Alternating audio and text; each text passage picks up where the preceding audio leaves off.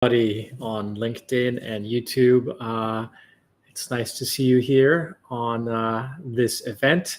Um, this is my first attempt at doing a LinkedIn Live, and I thought I would do a ask me anything about a topic that I'm. Nice to see you here on this event. Um, this is my first attempt at doing a LinkedIn Live, and well, clearly we are having difficulties with the tech. So like I said, this is my first time on a LinkedIn Live, and I need to see you here on this event. Give me 1 second while I figure this out. Attempt at doing a LinkedIn Live, and all right, so we are going to turn our audio off on our phone. So hi again, everyone. This is Kian. Welcome to my first attempt at a LinkedIn Live to explain some fun things about a topic that's happening this week, which many of you guys know about, called Burning Man. And I thought that I would just have a fun conversation with those of you guys who are interested in learning about what Burning Man is all about, also share some ideas, answer any questions, which I may not be able to do given that I'm not able to see the chat on my phone, on my LinkedIn, but I will do my best. So if I can ask you to be kind and forgive me if this LinkedIn Live doesn't have the best tech specs. This is my first time doing it. I'm running this as an experiment. And so I wanted to be here with you guys. And so forgive me if I can't answer your questions on chat, but I'm going to try to do my best to share with you guys some ideas about Burning Man. So it's, let's see, Thursday, September the 1st. It is the 5th day of Burning Man. And Burning Man happens always the last week of August in the northern Nevada desert. Sometimes people show up a week before that to build the camps and get all the logistics and all the infrastructure in place to be able to welcome 80,000 people who come to Burning Man for this week. And it starts on the Sunday before this Thursday, and it goes all the way to next Sunday. And there's two really big days at Burning Man. One is the burning of the man, which I'll show you guys what that means. It's a big statue that happens on the Friday night, which is tomorrow night. And then the really next big day is the next night, Saturday night, which is the burning of the temple. Now that sounds really crazy, but they're really cool experiences, very, very different. And so some people arrive on the first day, which is Sunday, and then will stay for the whole 7-8 days. And then others will arrive maybe about now or maybe yesterday and will stay for 3 or 4 days for the long weekend. And if you've been to Burning Man, you know what it's like. It's amazing. And if you haven't been to Burning Man, I wanted to give you guys a sneak peek of what Burning Man is about. And what I love about it is there's so many things I love about it. But the question I asked is, what does Burning Man have to do with the future of leadership success? And to kind of bring that element into it, I actually ended up starting my most recent book, Competing in the New World of Work. The first story of this book, which I co-wrote with my dear friend Keith Ferrazzi, is about Burning Man and about how Burning Man is an experiment in creativity and allowed us to thrive in a world of great change. And this book is about the leadership lessons that we learned from the storm of the pandemic and how teams were really successful at it. So I felt it really appropriate to start my book with a story about Burning Man.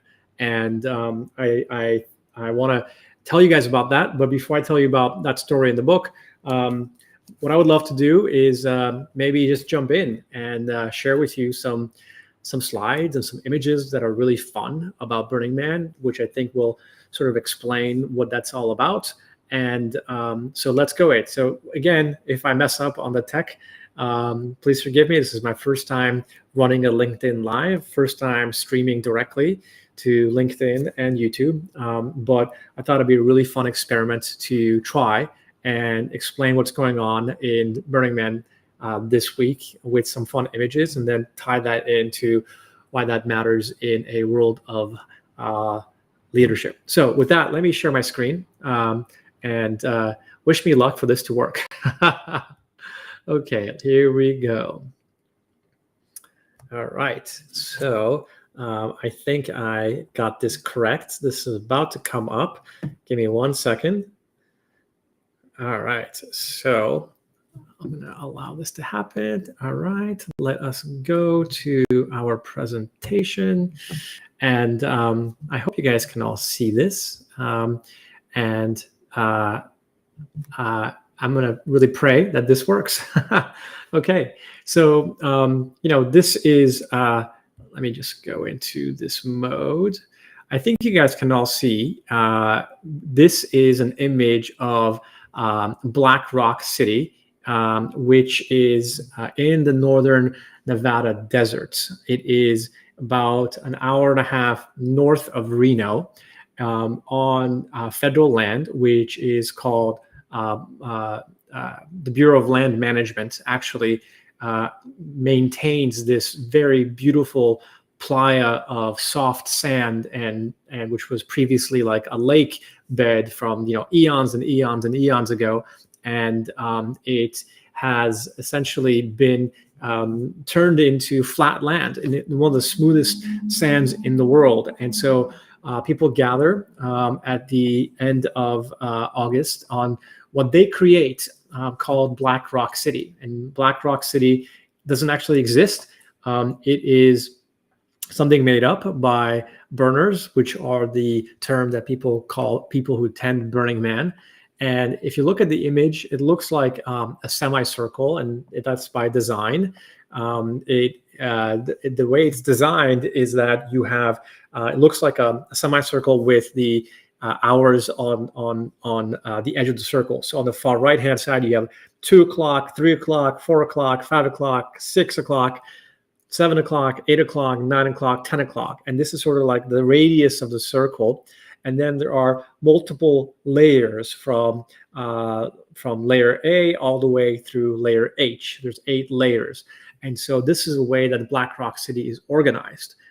So when people say, oh, where are you staying at Burning Man? People will say, oh, I'm staying at, for example, 10 NG, which that means is I'm staying at the 10 o'clock on the semicircle, and then I'm staying on layer G, which is 7 layers from the middle of the circle. And so this is what Burning Man looks like. It is one of the most intriguing places in the world. And at the very heart of it, you have the statue of the Burning Man, which is a wooden statue, which I'll share with you guys in a second. And this comes together every last week in August, and the attendees, about 70 to 80,000 people, come together, and then they leave. When they leave, one of the principles is to leave no trace at Burning Man, which means that anything you bring with you, you got to take back. So imagine you bring with you water. You got to take back any gray water that has been consumed. Or let's say you take food with you, which you have to, obviously, because you got to eat. Any trash, any refuse, any costume you take with you, you got to take back with you, so that way you leave no trace in the desert. And in case you do leave a trace, then there are fines for that, because the whole point of Burning Man is to come together as a temporary community and then to leave, but without actually leaving any trace. And so it is a phenomenally beautiful place. And let me kind of share some other images about Burning Man. So to me, it reminds me a lot of a couple really crazy films. So for example, this is an image from the film of Star Wars. And I just think it's really fascinating because it's, showing exactly like what was Burning Man designed after, or designed to look like. And sometimes it looks like the craziness of the playa from Star Wars. In other films, it reminds me of, being on Mad Max, the film from the 80s, and the film that also happened as a sequel a few years ago, and that is a scene that you'll definitely see in Burning Man. And sometimes it feels like you are living on the set of Alice in the Wonderland, because you have all these fascinating like characters and experiences that you'll never see anywhere else except for some Fantasyland imagination scene. So this is another scene that I feel like is a lot like Burning Man. So this was my first day in Burning Man, and it was a fascinating day. But as you can see, I was covered in a dust storm, and this is a whiteout. The first hour we arrived, everything was blue skies at first, and then all of a sudden this whiteout happens, and you can't see anything. And so one of the key struggles during Burning Man is to be able to see. So everybody has goggles, because you're in the middle of a desert and you don't know when a whiteout will happen. And it was just a really fascinating experience. And I totally got lost. Had no idea where I was. And all you can do is to continue going on because you never know what happens.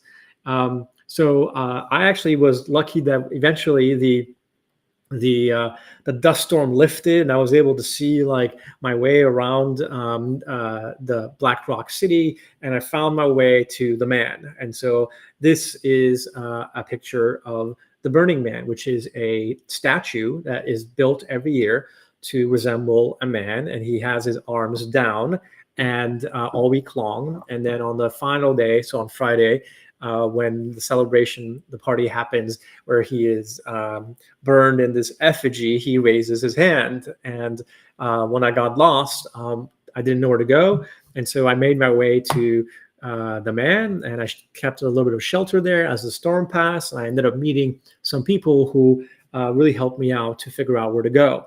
And one of the most beautiful things about Burning Man is that it has 10 principles.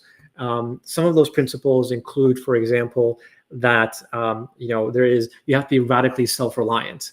And I broke that rule on the very first day because I hadn't brought enough food with me to plan ahead. Part of this reason was because I went last minute and I hadn't actually planned as well as I could have. And I had been invited by some friends who had extra space in their RV and also extra space on their camp. Were very generous. And so I only had about a week to plan to go. And I didn't think about all the things that I would need. And I made a mistake in that I was not self-reliant. And when I got lost, I actually met somebody who helped me go to this place called the Hug Deli. And the Hug Deli is a really cool place because you just basically get hugs from somebody who goes and mans this art installation essentially for several hours a day. Nothing you can buy here. And here's the other central tenet of Burning Man, that you can't spend money on anything. The whole place is supposed to be decommoditized. And what I mean by that is you can't use cash really to buy anything. There's two things you can buy. One is ice, because it does get really, really hot. And the second thing you can buy is coffee, and that's it. There's nothing else you can buy. And so you have to be self-reliant on yourself, bring all your food, whatever you need for your experience at Burning Man. And so when I got lost, first of all, on the first day, I hadn't even packed enough food. And so I essentially found my way to the Hug Deli, and the person who was manning the Hug Deli gave me a hug. And then very soon I met this woman who was carrying a golf cart in the playa, and she was wearing a monkey mask, and she had a pet monkey in her cart, and she was giving out bananas, and that gave me some nourishment and some food. And it was just an incredible experience, because when you are at Burning Man, one of the major tenets and principles is to gift and to give gifts to others and to the playa. And this woman was very generous in that her gift was to give bananas out to people. And of course, that first day where I was lost and I had no idea what I was doing and didn't have enough food with me, I was very grateful to receive this gift from her of bananas. And so this is one of the most powerful things about Burning Man. It's just that it is not commoditized. You can't buy anything. You got to be self-reliant. You got to bring things with you. And at the same time, it's one of the most radically creative places I've ever been in my entire life. It's like the only place in the world where you'll see fantasy and science fiction that you've read about actually show up in the desert. And they come together in the name of radical self-expression and performance art. And self-expression is one of the other tenets of Burning Man. Burning Man has 10 principles. One of which we talked about is decommodification. Second one is leave no trace. Third one is radical self-reliance. The fourth one is radical self-expression. And so you'll see these amazing creative exhibits that people spend all year building, and then they bring them up to the playa, to Black Rock City, and then leave them out into the playa for people to explore. And so you'll see things like on the left-hand side, this amazing old jet plane that has been turned into performance art. Sometimes you'll see neon on the playa, and one of the things that's really cool is that people will actually bring these cars called mutant vehicles onto the playa. They spend all year long building out these art cars, and they put art on the cars. It's not like a real car that you would drive on the streets in on the roads. It's basically some sort of car that has an engine and has a lot of art put on top of it. And you just drive them around across the playa, and people have the most fantastic ideas for what their art cars can turn into. And so it really is a phenomenally magical place. You'll also see other really crazy things, like these art installations. Like, for example, the statue of these lovers on the right-hand side.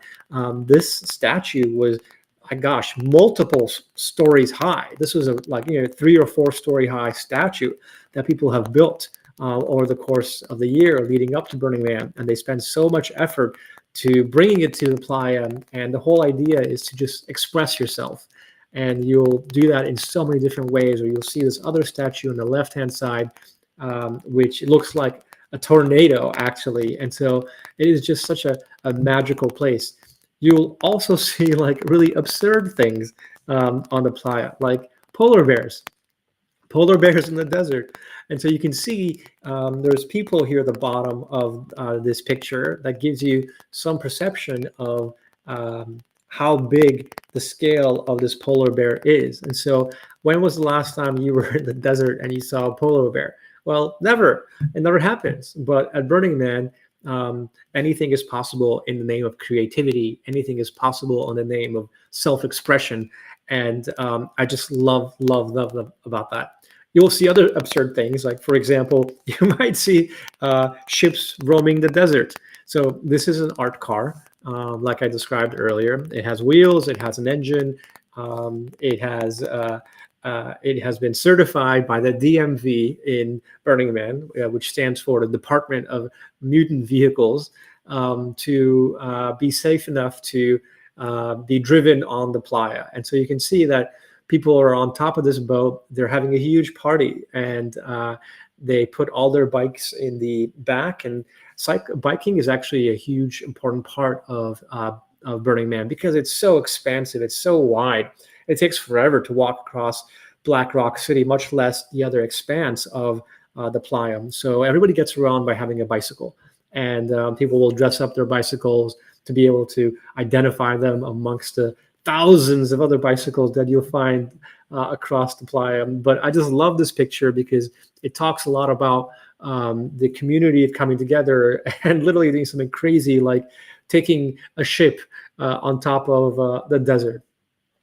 And then you might even see fire, crazy other things like dragons that are spewing fire out of the mouth. In this particular situation, this was another art car that was dressed to look like a dragon, and they would go across the playa and it would like spew various fireballs. And it's crazy to say that you're in the desert, you'll see polar bears, you might even see dragons that are spewing fireballs.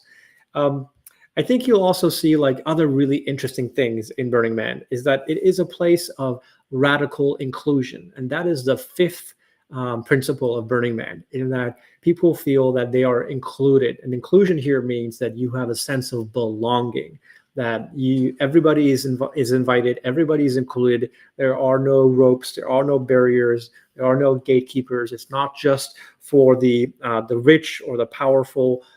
Everybody is invited always. And so this idea of radical inclusion is so paramount, that people feel that they belong. And what I love here on the left-hand side is this art piece that I found that said, go find yourself.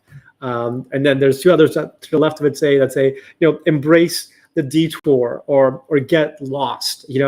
And I think what's amazing is that every single kind of subculture imaginable is at Burning Man. For example, from metal deadheads to classical musicians to tree huggers and pyromaniacs and gun lovers, or even like new age spiritualists. And people have this conception that Burning Man is a place for drugs and sex, or just nefarious activities. And what I want to tell you is that Burning Man is what you make it. It is a place where you do go find yourself, and people can have any kind of experience they want, whether it revolves around music or art or psychedelics or other kinds of activities. And there is no one way to experience Burning Man. You could experience it in any way you want.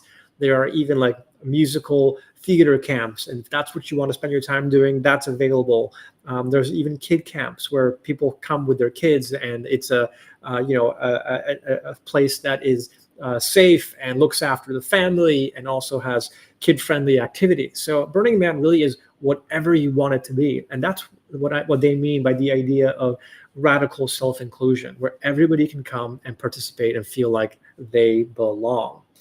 And I think you'll find other kinds of places. Like this is a place where if you really are into music, ravers will want to change the world and be dancing all night long to these massive, amazing musical experiences. So you have these massive trucks that will dress up as concert venues essentially, and they'll start like roaming across the playa, and they'll be parked in a particular place, and you'll have world-renowned DJs who will come and perform, and you'll have people outside all night long dancing and having fun. And that culture exists, and those music cars exist. And so if you want to do that, if you want to dance, if you want to party, you want to have a great time, and that's your way of having fun, that exists at Burning Man.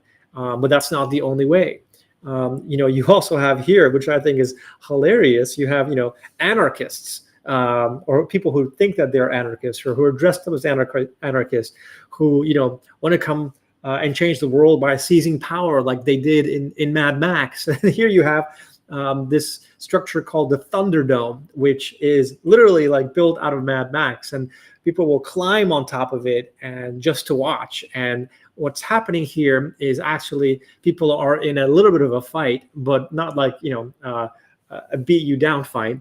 There's two people, if you can see at the bottom of the screen, and they are tethered. There's a tether behind them holding them up, and they're bouncing off the ground, and they're bouncing off each other, essentially like a synchronized wrestling dance. And so it's not like a fight that to the death like you would see in the movies, like in Mad Max, but it is just such an amazingly creative place. So like if you want to experience this kind of Burning Man, you can go to the Thunderdome and see that. And it's also a place where you might have like new age hippies who want to spend all day long changing the world through self-transformation, yoga, and empowerment. And so you'll see yoga camps happen all across the playa at any time of the day. And so there are all kinds of activities. And there's literally a guidebook that's like this thick that will tell you what's happening when during the day, throughout the activities, and throughout the week. And so That's the great thing about Burning Man. It is literally what you want it to be. If you want to be very zen, you can spend your entire week at yoga camps. You can spend your entire week meditating. If you want to party, you can spend your entire week, being up till dawn and dancing to a rave deep in Playa. And so it's really up to you. And it's also a place where you might find, for example, gurus who come and want to keep doing workshops and talk about the latest thing. So it's a place where I've met philanthropists, entrepreneurs, change makers, and they have this. I think what's beautiful about Burning Man is that you can bend reality to your will, and the rules of what exists in the real world don't exist in Burning Man, and so you can be who you want to be. You can even adopt a Burning Man name. They call it like a playa name. And you can be who you want to be and really participate in any kind of activity. And so that's one of the things I absolutely love is this tremendous freedom to do whatever you want. And the other thing is that Burning Man. I love this slide says all art is political except yours. Yours just sucks. Just made me laugh. And Burning Man is not like a really political place. It can be, but there's all kinds of people there, from the left to the right. You have super liberals, you have conservatives, you have libertarians, and they all come together in a experiment, really, that's very egalitarian and very alternative norms about how they want society to be like. And the thing that this society really does value is this level of radical individuality, so that you can self-express however you want to be, whether that's through art, whether that's through fashion, whether that's through costumes, and the second thing is that this radical inclusion where everybody belongs, no matter who you are welcome, and also this idea of communal responsibility. We're there to look out after each other in the event that a dust storm does come out into our lives, or there is a whiteout, or you don't bring enough food. So it is a very powerful community and very just rare to see that across the world. And this is a picture of the temple. The temple changes every single year in terms of its design, and the temple is a deeply spiritual and transformative place at Burning Man. Unlike the statue of the man, which is really a place to celebrate and a place to meet others, the temple is a place where people go and provide offerings, or provide mementos, or provide reflections on what they have lost in the last year in the real world. And so you'll see people gather there. They'll inscribe the names of loved ones that they've lost. They'll bring offerings like flowers or art. It's a place where people go to really reflect and on what matters to them and what's happened in the last year. It's a place of deep transformation. And of course, everybody has self-reflection in different ways, and that's the beauty of the temple. It's not a religious place; it's just a place for deep self-reflection. And I mentioned that there's 2 nights that are really big at Burning Man. One is Friday night, where everybody gathers around the man, and there's a huge party, and the man is set on fire. That's called Burning Man, and it's a celebration of life. And it's a celebration of essentially a big party. And there's fireworks, and everybody's with their art cars and costumes and neon, and it's just absolutely amazing. And then the next night, which is Saturday night, is when the temple is burned. Now, the feeling of the temple is wildly different. And I said that the temple is a place of meditation and transformation and spirituality. And so when the temple starts to burn, it is a very solemn event. And everybody is also gathered around the temple, and it's super silent, super quiet. Nobody is partying. There's no music, and everybody is there just in reflection to be inspired by the magical spirituality of the temple that is now being is being released through the fire of the evening, and all the donations, all the flowers, all the art, everything, all the inscription that people made on the temple throughout the week is burning that night. And the idea is that you're letting go of the things that held you back, and actually it's freeing you to go into the future. So the temple is this magical place, and unlike anywhere else.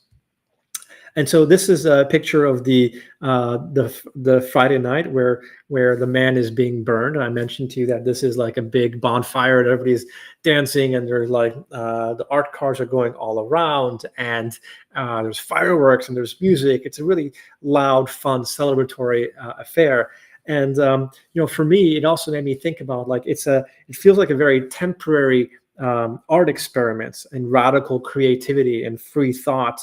And but it also makes me think like, is this all real? Did it really happen? What's this all about? And we have a world right now that is very commoditized, and we're always buying things, and our worth is based on how much you can buy and how much you can contribute. And Burning Man is just very different. It's a temporary autonomous zone that is very orthogonal to how we think in the real world. There's very little currency. Like I mentioned, there's very little that you can buy. There are very few governing rules, except for the 10 principles that I mentioned. And it really relies on individual contribution and collaboration together as a community to build a world in a very harsh environment in the middle of a desert. And it's not easy. People, but they keep coming back year after year after year, except for the last 2 years because of the pandemic. Burning Man was not happening in Black Rock City.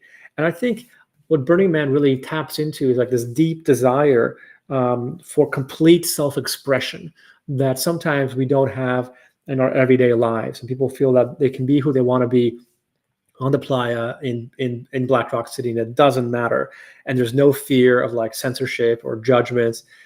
There's no ownership because, again, the whole idea is, you're gifting things. So yes, we own our bicycles, but if somebody is lacking in food, if you are able to provide a gift to support them, that is your gift to the playa. And it just, I think, really taps into our human desire and the freedom from linear thinking, freedom from the everyday confines of how we live our lives. And so that, I think, is just like one of the most amazing things about Burning Man. So you might ask, all right, so why did you write about it in your book? And I wrote this book called Competing in the New World of Work with my dear friend Keith Farazi, and it's literally the first story of the first chapter. And why is this relevant, and why does this matter? And I want to maybe read with you a few passages from this story in the book to give you an insight as to why I think this is so important. So with that, I'm going to stop this presentation, and I'm going to read a couple paragraphs from the book, again, Competing in the New World of Work. And I'm going to just read a couple pages from it. Not pages, actually, just a couple sections. So, and maybe I can help and just explain why Burning Man is relevant to the future of leadership. Here we go. This chapter, by the way, is called Radical Adaptability, which is a moniker for how we believe that leaders in a world of radical change. So Black Rock Desert in northern Nevada is probably the worst place on earth for 1,000 people to gather during the last week of August. Temperatures on the life salt flats hover near 110 degrees Fahrenheit. And for those of you in Europe, that's way above 40 degrees centigrade. The nearest electrical connections and running are almost 10 miles away. Yes, there is electricity, but you got to bring your own generator. And yes, you have to bring all your own water and then take it back out with you. You need goggles and a face mask for protection from the sudden 50-mile-per-hour winds. And yet, every year since 1991, except for the last 2 years, Black Rock Desert, as many as 80,000 people annually to the Burning Man celebration. And By design, Burning Man is a strange and otherworldly place where many of the outside world's rules don't apply.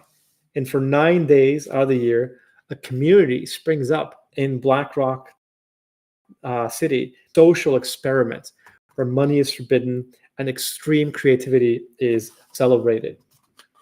It all works, not in spite of the harsh desert environment, but because of it. It's because of the collaboration there to survive that Burning Man's community is so tight. This shared communal predicament of enduring such adverse conditions sustains a deep sense of commitment to a shared mission and belonging amidst scorching heat, frigid desert nights, and whirling dust storms. The founder of Burning Man, Larry Harvey, once said, "Communities are not produced by sentiment or mere goodwill. They go out of a shared struggle. The struggle for existence is what drives collaboration at Burning Man.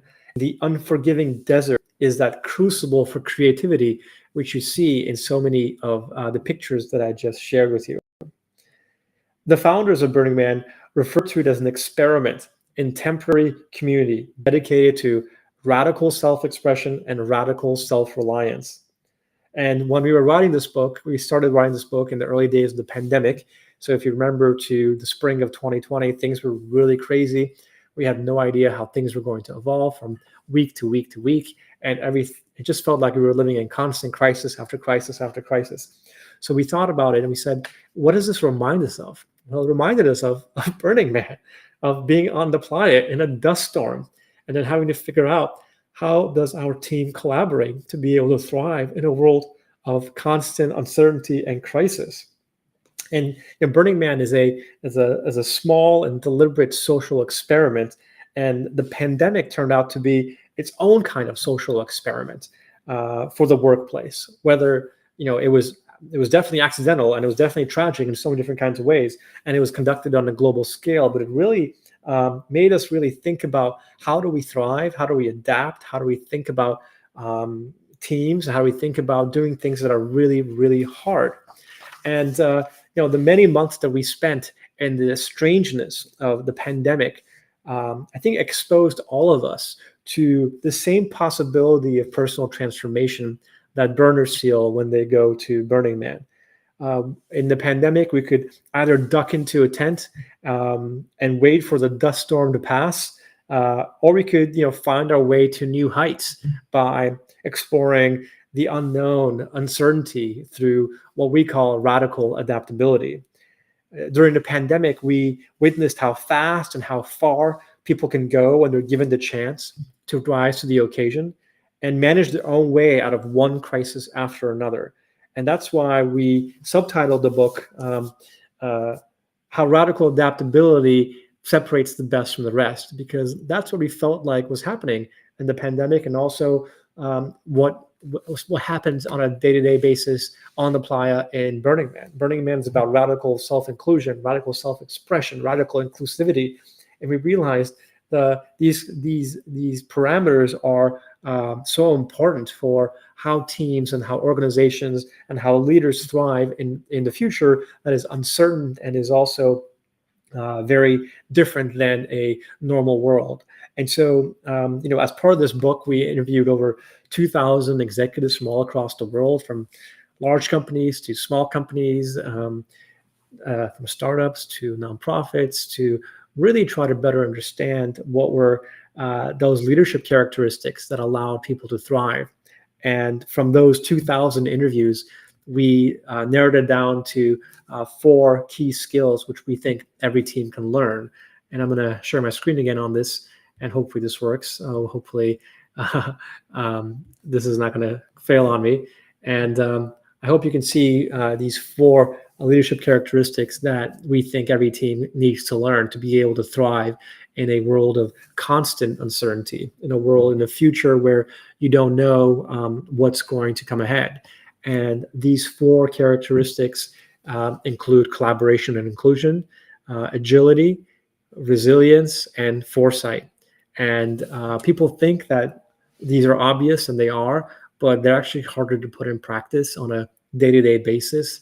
But we found in our research for this book that the most successful teams demonstrated these four capabilities day in and day out, and they were radically adaptable, and they were able to do it in a way that very much mirrored what we saw in at Burning Man. People come together to collaborate and build incredible sculptures, incredible camps that are fully inclusive, regardless of whether you are the CEO of a large company, a rich entrepreneur, or somebody who really had to save a lot of money to come and experience Burning Man. And this level of collaboration and inclusion is critical to how we thrive in the future. And so we thought that was really critical. The second part is agility. Like we think what happens in Burning Man, where small teams come together to build something really amazing in 1 week, experience that, and then break it down and take it out of the playa.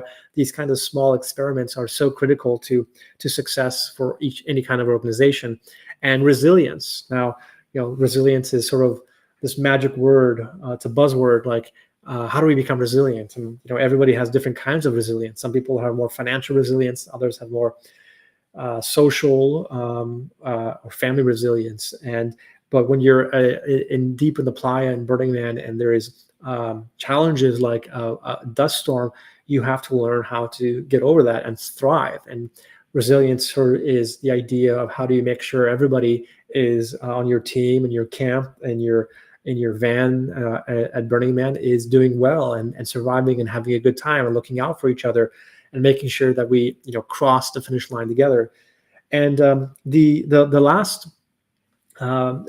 characteristics is idea of foresight. How do you start to look around corners? Now, you never know when a dust storm will play out in the playa, and so being able to actually be prepared for any eventuality and any experience is so critical to thriving in Burning Man. And we believe that's actually critical for any team and organization to think about how they will be able to thrive in the future as well, because you don't know what the future will bring, but you can certainly help your organization and help your team build that muscle to be better prepared for it. And so that's why we started the book with the story about Burning Man, because we believe in order to thrive in a future that's very uncertain, like the last couple of years have been, teams have to be radically adaptable. And this radical adaptability really comes from everything we learn in this fantasy world at Burning Man. And so, I want to leave you guys maybe with just some final words. This was me when I went in 2018, 4 years ago. I had never gone. It was my first experience, and I would have absolutely loved it and highly recommend any of you guys to consider going. It does take time to plan out and the logistics, and you might maybe one day find yourself in a dust storm on the playa of your own personal or professional life, and you might find yourself hungry, happy, and hot at the same time. You might find yourself thirsty, tired, and at the same time, and maybe you'll even be lonely on the playa. Maybe you'll be lost. Maybe you'll be loved at the same time. But I think you will find yourself among 70,000 new friends who I think will show you a magical future if you are willing to bend reality to your will. And my hope for you is that you get to experience Burning Man at some point in the future. You might be curious, how do you actually do that? Well, there is a ticketing system that goes live early in the year. You have to first register at burningman.org with an account. And then there are, I think, 3 or 4 different times throughout the year where they release tickets. And it's like a lottery-based system. And so you can sign up to get a ticket to go to Burning Man. That's the first thing you need to do. Then there's a couple other things you need to do to really have a positive experience as well. The first one is to get the ticket. And if you're not lucky to get the ticket in the lottery system, there is a black market for Burning Man tickets, and you can buy tickets through other activities or other people, other communities. I would message on Facebook to see if anybody's got an extra ticket. So first of all, getting that ticket is the first thing you got to do. That's the bare minimum. And then obviously you have to get yourself there. For me, it was about a 12-hour drive from Southern California, where I live, and you get to Reno, and then from Reno, it's about not very far, 50 to 60 miles away, but you sit in bumper to bumper traffic for many hours. So what do you do once you get there? Well, you can pitch a tent and stay in a tent if you want, and you have your car. It's called car camping and tenting, and that's probably the most cost-effective way to do it. And a lot of people certainly do that. There's other ways to do it that are a little more pleasant. Those involve renting an RV, and you can have small RVs or you can have very large RVs and very different kinds of amenities, and those will influence how much it costs to rent. RVs are not cheap. They can cost anywhere from $2,000 to $3,000 for the week, but they end up sleeping 5 or 6 people sometimes, and so you end up sharing the cost of the RV and splitting it up depending on how many people are sleeping in there. So that's another cost you have if you decide to have an RV, which I do, because no matter, remember, you're in the desert and dust storms do happen, and it is nice to have a little bit of solace away from the dust, and that's what the RV does, is gives you freedom from dust. And if you are sleeping in a tent, invariably dust and sand gets into your tent, and it gets boring and exhausting after like a day. So I highly recommend having an RV. And then the third thing, which is also optional, is you can just, again, take your RV and just park it there. Or you can also be part of a camp. And what that means is these are groups of people who will come together and build a physical camp together. Sometimes they're thematic. For example, like I mentioned earlier, that there are themes like musical theater camps, or other camps that are about Disney, or other camps that are about like Zen, other camps that are about yoga, and other camps that are about whatever theme you want. And the idea of having a camp is like having a physical space in the community where you can go back to from your experimentation all day long in the playa. And it's a micro community within Burning Man. And so that's what people have camps for. And sometimes at camps, there's usually a fee associated with being part of a camp, and that fee may cover one meal a day. For example, they might have a communal lunch or a communal breakfast or a communal dinner.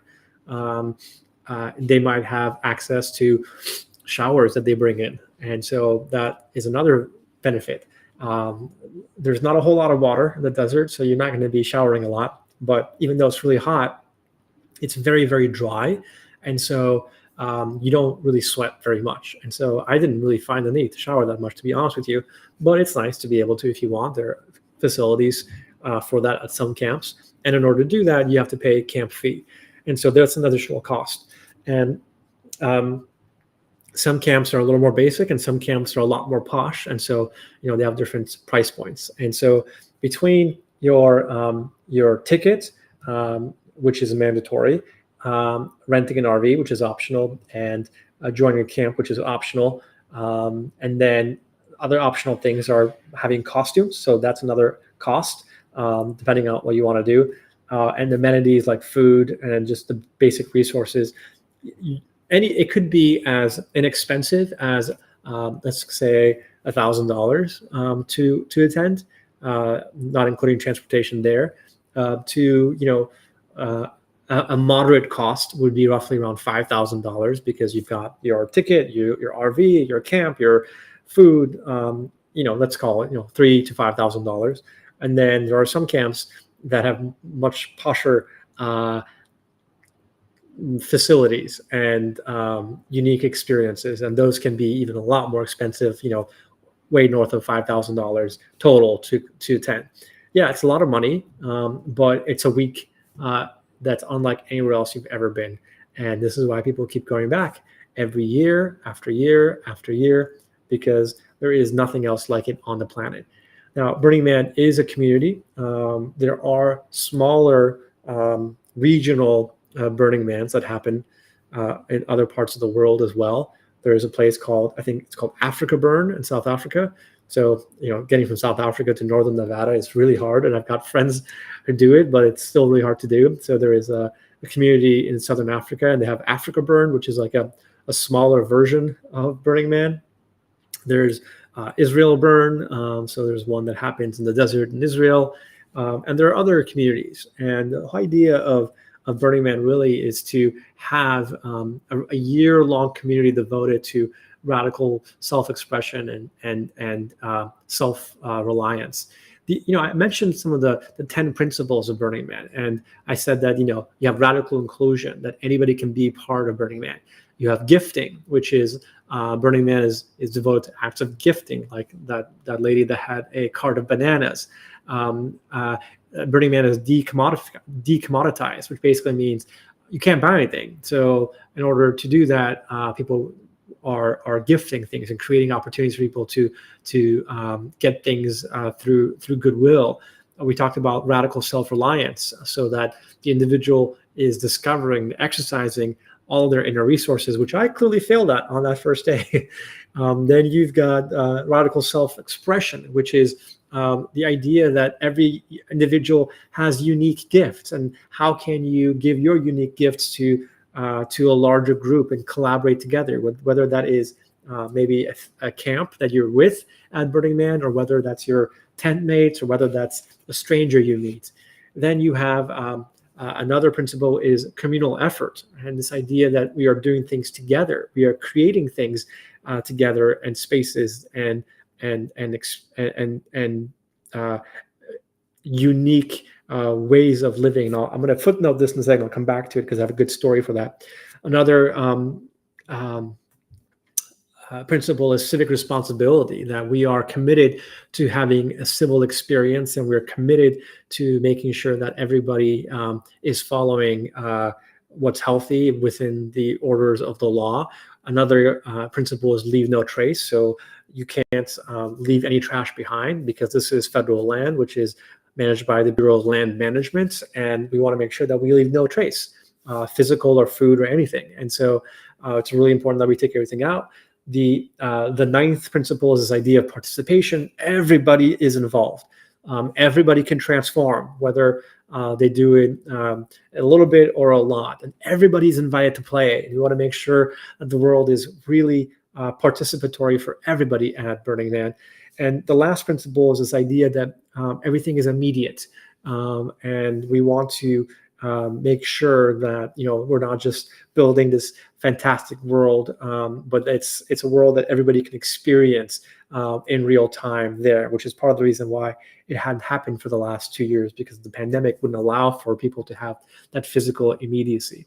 Now, I mentioned to you this one idea of communal effort, which is one of their biggest principles, and I want to kind of end on this note. So one of the most amazing experiences I had at Burning Man was the idea of lighting up the lights of Black Rock City. And there's only a few lights, like street lamps, that actually exist in Black Rock City. Everything else, at nighttime is lit up by the art cars. It's lit up by neon on your bicycle. It's lit up by the art installations in the playa, or it's lit up by the camps. And so there is all this kind of artificial light that is created, but there's only a couple official sources of light that Black Rock City puts up. And these are street lamps. And these street lamps go down the main thoroughfares of the playa, and they light up the region around Center Camp and the Man. And there is a ritual and a tradition for lighting up Black Rock City's lampposts every night at 6 p.m. And it's completely magical. So what happens is you get together with a group of several dozen, actually maybe up to 100 other burners, and you meet at this one camp, and you are asked to dress in robes. And so they give you these robes, these costumes. They sort of, for lack of a better way of describing it, look like monk's robes, and you had like a hood, and you have these brown robes, and you tie them around yourself, and you're asked to then carry a a torch, and this torch is designed to light up the lanterns, which are then hung on the street lamps across the playa. And there's this magical procession that happens where everybody is in this lamp lighting procession is walking out of camp together in rhythm to this music.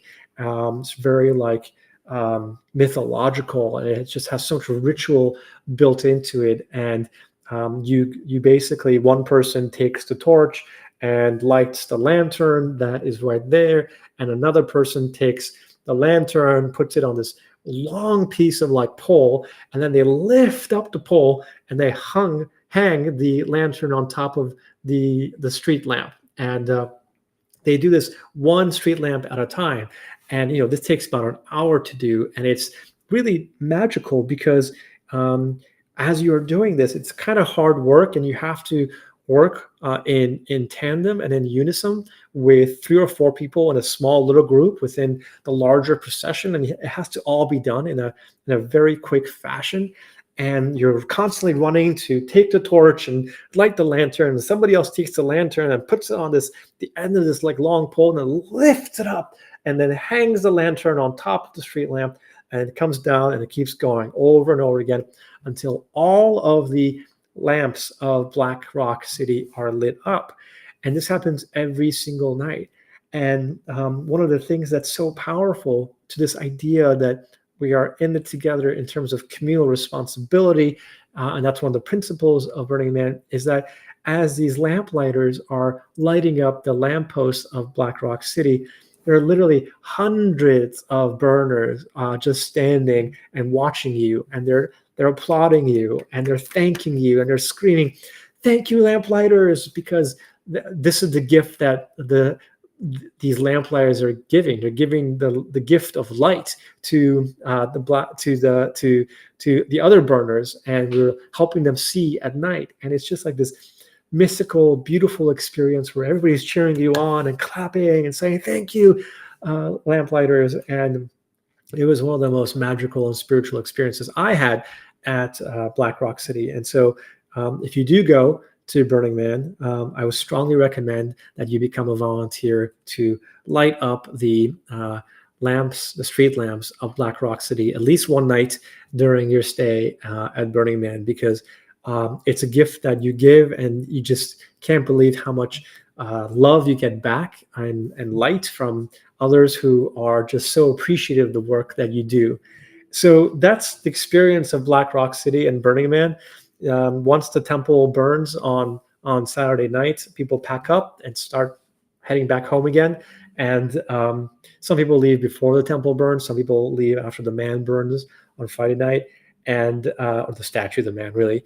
And then you're on your way home. And sometimes it takes many hours to get back home, and it gives you time to think. It gives you time to decompress and to think of the various experiences you had on the playa over the last 7-8 days, what you took away from it, what new friendships you made, what new thoughts you had about how you want to live your life differently, and how you want to spend the next year in the quote unquote real world of what magic you want to create. And so when we left, it did take us a very long time to get back to Southern California, but it was worth it. I was covered in dust. I was covered in playa dust for a long time. And obviously, you shower and get that all cleaned off. But I still have bags, and I still have items that still have playa dust on them, because they'll never come off. And that's okay. And that's a memory that you want to keep forever, because it reminds you of a magical time in the desert where you were able to roam with dragons who breathe fire and polar bears on the playa of the desert, and come across magical experiences and creative, unique art installations and people that you would never have met in your other parts of your life. And it's this magical concoction and intersection of the universe coming together to create this place of self-reflection, self-expression, radical inclusivity, and from what I think is, a radical adaptability, which is, what our book really was about. How do you become radically adaptable? And so with that, I just want to thank you all for tuning in. And I apologize for some of the tech glitches that I had. I'm still not sure how this worked out. Maybe I'll run this again. And I hope you get a chance to attend Burning Man one year. It is a very freeing place to think about who you could be without the confines of the structures that we live in our day-to-day lives and the context of our day-to-day work. And it really not only enriches the soul, but gives us hope for how we want to live in a very unique way. So with that, I hope you got some inspiration out of this talk, and you're inspired to attend Burning Man at some point in the future. Have a wonderful, wonderful Labor Day weekend. Stay cool. I know it's hot out there, and I'll see you all next time. Take care.